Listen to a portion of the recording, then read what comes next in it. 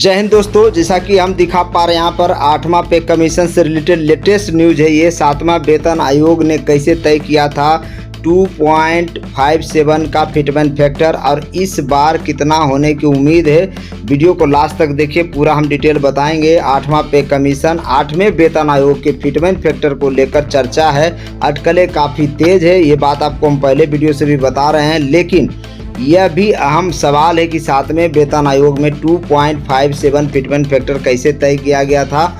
और आइए जानते हैं इसका जवाब, और साथ ही यह भी समझेंगे कि 8वां वेतन आयोग में एक्सपर्ट कितने फिटमेंट फैक्टर का अनुमान लगा रहे हैं। जी हाँ दोस्तों, यहाँ पर देख सकते हैं कि 8वां पे कमीशन 8वां वेतन आयोग के लागू होने से पहले केंद्र सरकार के कर्मचारियों और पेंशन भोगियों में फिटमेंट फैक्टर को लेकर काफ़ी उत्सुकता बढ़ गई है और यही फैक्टर तय करेगा कि उनकी मौजूदा सैलरी कितना इजाफा होता है। जहाँ दोस्तों आप देख सकते हैं, हालांकि 8वें वेतन आयोग की अंतिम रिपोर्ट आने में अभी वक्त लगेगा, लेकिन इससे पहले यह समझना जरूरी है कि 7वें वेतन आयोग 7th CPC ने 2.57 का फिटमेंट फैक्टर किस आधार पर तय किया था और उसने इसे 2.5 या 2.8 क्यों नहीं तय किया। जहाँ दोस्तों ये सवाल है, यहाँ पर देख सकते हैं कि 2.57 का फिटमेंट फैक्टर कैसे आया।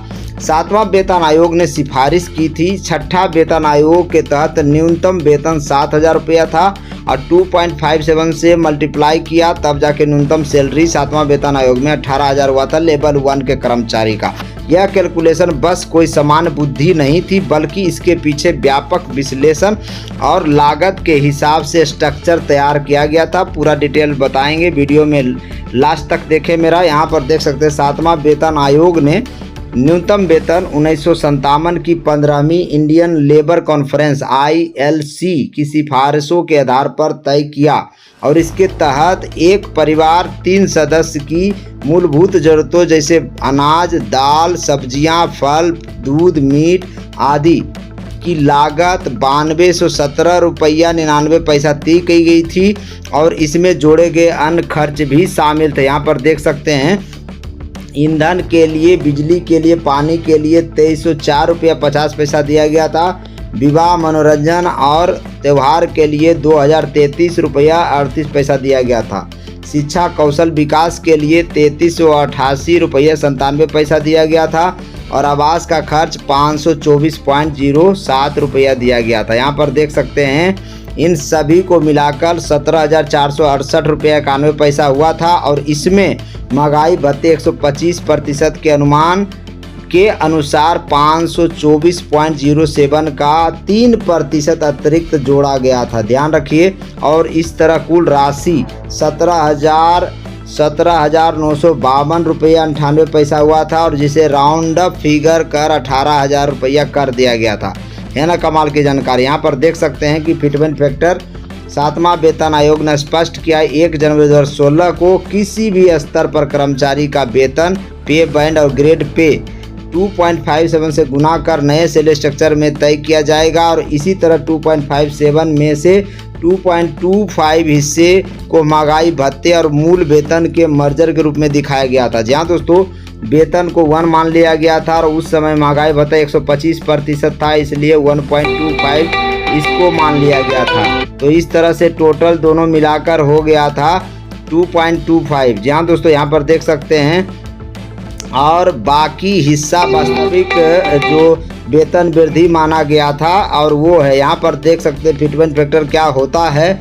तो यहाँ पर देख सकते हैं फिटमेंट फैक्टर एक गुणांक मल्टीप्लायर होता है जिसे मौजूदा बेसिक जो होता सैलरी उसे गुना करके नए वेतन आयोग के तहत रिवाइज सैलरी तय की जाती है और यह एक तरह से इंडिकेटर होता है जो कर्मचारियों की सैलरी में कुल कितनी बढ़ोतरी की जाएगी ये बताता फिटमेंट फैक्टर। इसके अलावा आप यहाँ पर देख सकते हैं कि इसमें महंगाई भत्ते, DA को और मूल वेतन, कुछ अतिरिक्त भत्तों को मिलाकर एक संयुक्त रूप से नए वेतन की गणना की जाती है।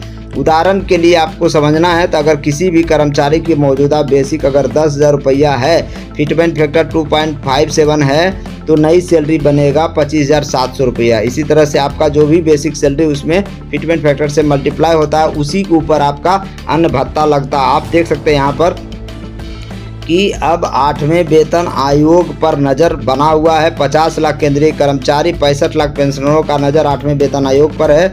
सरकार ने जनवरी 2025 में 8वें वेतन आयोग पर मुहर लगा दी। अब नजरें वेतन आयोग के सदस्यों पर गठन की है और जिसका ऐलान इसी महीने होने की उम्मीद है। जी हाँ दोस्तों, हम पहले वीडियो से आपको बता रहे हैं कि इसी महीने चेयरमैन पद का अनाउंसमेंट होने वाला है। अभी 35 पोस्ट के लिए डिप्यूटेशन बेसिस पर कर्मचारियों को सिलेक्ट किया जाएगा। इस तरह से केंद्रीय कर्मचारियों और पेंशन भोगियों की नज़र इस बात पर है कि 8वें वेतन आयोग में क्या फिटमेंट फैक्टर तैयार किया जा सकता है। एक्सपर्ट के मुताबिक इस बार जो फिटमेंट फैक्टर होने वाला है कम से कम 1.92 से लेकर 2.86 के बीच में ही अनुमान लगाया जा रहा है। जी हाँ दोस्तों, तो आपको ये वीडियो कैसा लगा? मेरे चैनल को लाइक करें, शेयर करें, सब्सक्राइब करें। और भी लेटेस्ट 8 पे कमीशन से कोई भी समाचार होगा द रियल फैक्ट आपको दिखाएगा। जय हिंद, जय भारत।